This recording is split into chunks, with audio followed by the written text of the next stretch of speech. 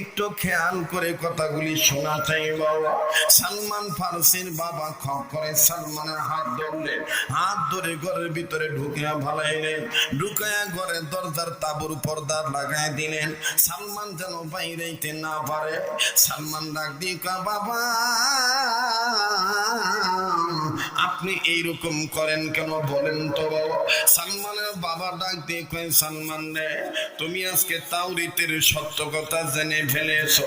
এই কথাটা আমি চাই না দ্বিতীয় তৃতীয় কোনো ব্যক্তি জানো, কারণ তারা জানলে কালেমা পড়ে মুসলমান হয়ে যাবে, মুহাম্মদ নবীর তামাশে তারা চলে যাবে।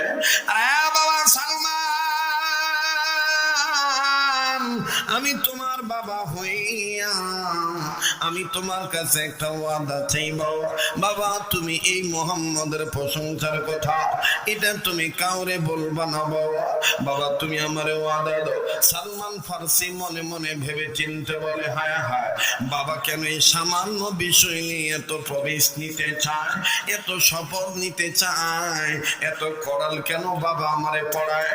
বুঝেছি ভিতরে কোনো রহস্য আছে।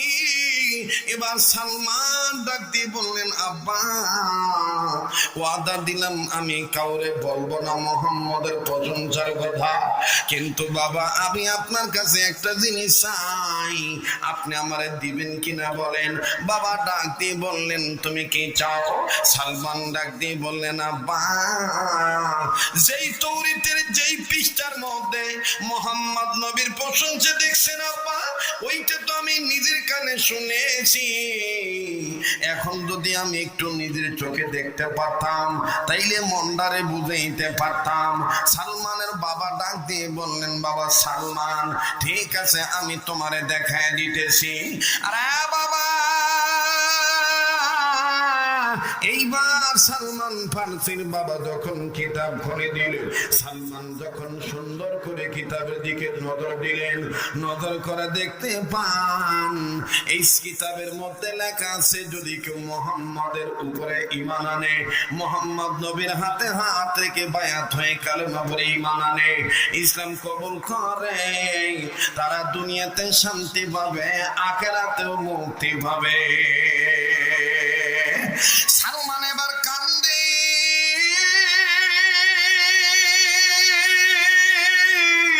চোখের পানি ছেড়ে ডাক দিয়ে বলে, বাবা ও আমার বাবা, ওয়াদা করেছি কাউকে বলবো না, কিন্তু আমি তোমাকে আজকে দিয়ে দেই জানাইয়া আমি আর তোমার ইহুদি ধর্মে থাকবো না।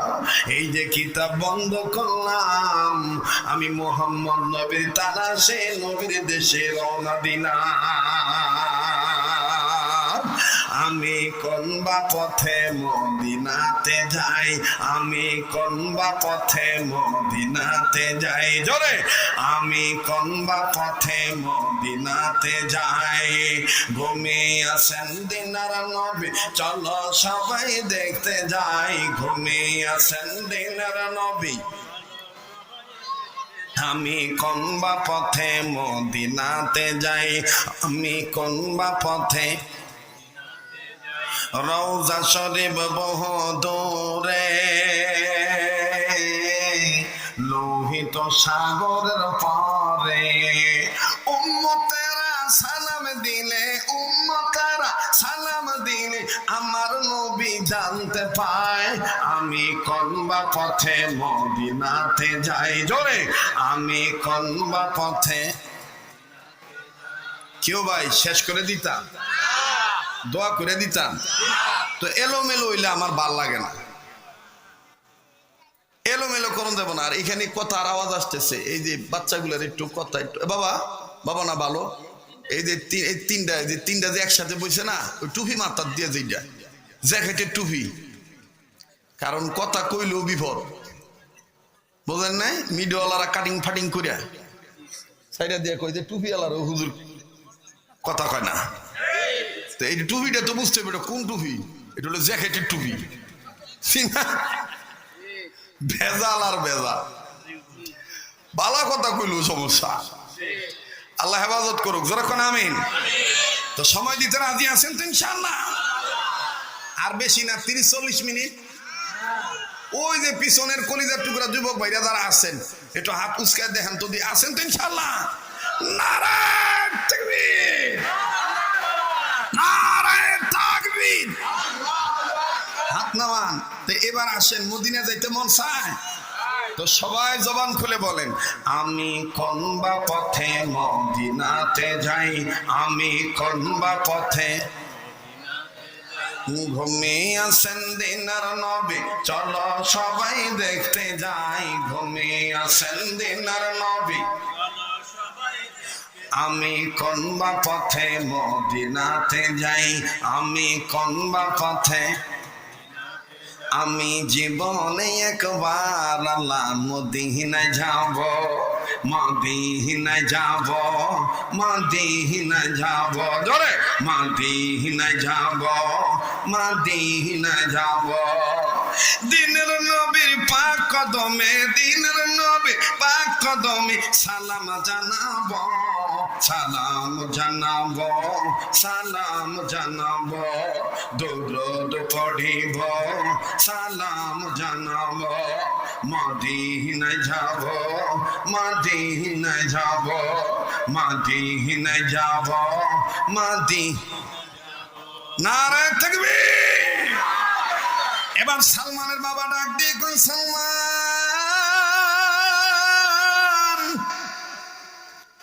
ভাবিলাম কি হইল কি, তুমি দি কালেমা পড়তে চাও, নিজের বাপ দাদা ধর্ম ত্যাগ করে নবীজির উদ্দেশ্যে রওনা দিতে চাও। সালমান ডাক দিয়ে কয়, আব্বা আমি আর এই ধর্মে থাকবো না, আমি চলে যাচ্ছি নবীদের উদ্দেশ্যে। অবাজান মায়ের কাছ থেকে বিদায় নিয়ে সালমান চলে গেলে, লম্বা কথা সংক্ষেপ করে দিলাম বাবা। অনেক লম্বা পথ পাড়ি দিয়ে যখন রাসূলুল্লাহর এরিয়ার মধ্যে ঢুকে গেলেন, কোন গলিতে, কোন কর্নারে, কোন গ্রামে, কোন জায়গায় নবী মুহাম্মদের জায়গা, এটা তো সালমান চিন্না জানে না। সালমান রাদিয়াল্লাহু তাআলা আনহু মনে মনে সিদ্ধান্ত নিলেন, আমি যেহেতু মুহাম্মদ নবীর বাড়িঘর চিনি না, কোন জায়গায় গেলে নবী মুহাম্মদ আমি পাবো, আমি এখন কোন লোককে জিজ্ঞাসা করি, স্থানীয় লোককে, পথে যাদের দেখব তাদের কাছে মুহাম্মদ নবীর ঠিকানা জানবো, কোন দিকে গেলে নবী মুহাম্মদ রে পাবো। এই কথা ভাবিতে ভাবিতে যখন সামনের দিকে যান, সালমান নজর করে দেখতেছেন কয়েকজন মধ্যম বয়সের লোক অবাজান বসে বসে জুয়া খেলতেছে, গুটি খেলতেছে, তাস খেলতেছে, আবার মদ পান করতেছে। সালমান মনে মনে সিদ্ধান্ত নিলেন, এরা নেশা করুক, এরা জুয়া খেলুক, যা কিছু করুক, এরা এই দেশের মানুষ হবে, এরাই জানবে মুহাম্মদ কোথায় আছে। এবার সালমান ওই লোকগুলির কাছে যাইয়ে নরম ভাবে ডাক দিয়ে কয়, ওগো ভাইয়া, ওগো কাকারা, আমি ভিনদেশি মানুষ, আমার বাড়ি বহু দূর, আমার বাবার নাম এই, আমার পরিচয়, আমি মুহাম্মদ নবীর কাছে কালেমা পড়ে মুসলমান হব, নবীদের হাতে হাত রেখে বায়াত গ্রহণ করে ইসলামের মধ্যে পুরোপুরি প্রবেশ করো। আমি পথ চিনি না, পথ চিনি না, নবীজি কোথায় থাকে আমি জানি না, আপনারা কি চিনেন নাকি বলেন না, কোন দিক গেল ভাবো।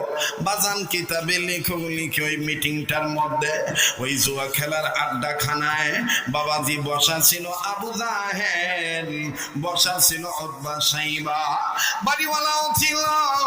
আবু জাহেল খেলা বন্ধ করে দিয়া রাগ হয়ে দাঁড়ায়া ডাক দিকা, সর্বনাশ, সর্বনাশ, আজকে সকালবেলায় মিটিং হইল, কেউ যদি নতুন করে মুহাম্মদের কাছে আসতে চায় আমরা তারে বাধা দিয়ে আটকায় রাখবো, আমরা তারে ঠেকায় রাখবো, নতুন করে কেউ যেন মুসলমান হতে না পারে, বাপ দাদার ধর্মের মুখে যেন চুনকালি মারতে না পারে। এইটা আবার করত নিয়ে আইলো যেন বাঘের ভয়, যেন বাঘের ভয়। এবার উতবা সাইবা আবু সুফিয়ান ডাক দিয়ে বলতেছেন, নেতা মাথা গরম কইরেন না, ওর বাপের যেটা নাম শুনলাম, ওর বাপ ভালো মানুষ, ওর বাপ বড় পণ্ডিত শিক্ষিত মানুষ। নেতাজি কৌশলে দেখেন এর মনে তেনে মোহাম্মদ নবীর প্রেম উড়াইতে পারেননি। কেমনে রে বুদ্ধি দে, ডাক দিয়ে বলে নেতাজি আটকায় রাখেন, ওরে বলে দেন মামলা হয়ে গেছে, 1 মাস তার জেল খাটা লাগবে। এবার আবু জাহেল আমার বন্ধুগণ সালমান ফারসিকে ধরে বলল, ওরে সালমান নাদান, তুমি জানো না আমরা মোহাম্মদ বিরোধী, আমাদের এই বাউন্ডারির মধ্যে যদি কেউ প্রবেশ করে মোহাম্মদের পক্ষে কথা বলে আমরা তারে ধরে নিই আমাদের শত্রু। যেহেতু তুমি শত্রু এই জন্য তোমার অপরাধ, তুমি মোহাম্মদের নাম নিয়েছ, এখন তোমার সাজা হয়ে গেছে, আমরা তোমাকে আটকা দিয়ে দিলাম। সালমান ফারসি ডাক দিয়ে কয়, যেই নবীর কারণে মা সারছি বাবা সারছি দেশ সারছি, ওই নবীর কারণে জেল খাটাইবা খাটো না, তারপর নবীজি রে মান্না শর্মা। নারায়ে তাকবীর। আমার ভাইরা, সালমান ফারসির 1 মাস জেল খাটানোর জন্য কারাবন্দি গৃহবন্দি করা হলো। শুনতেছেন কি আপনারা? কষ্ট হইতেছেন কি আপনাদের? 1 মাস গৃহবন্দী করে তাকে রাখা হবে। বাজান রে, 1 মাসের 10 দিন 20 দিন 25 দিন 28 দিন চলে গেছে। 29 দিন রাত্রে বেলায় হঠাৎ করে আবু জাহেল মিটিং কল করলো বাড়িওয়ালাকে নিয়ে, এরে তো আগামী কালকে বেলা ডুবার আগে আগে ছেড়ে দিতে হবে।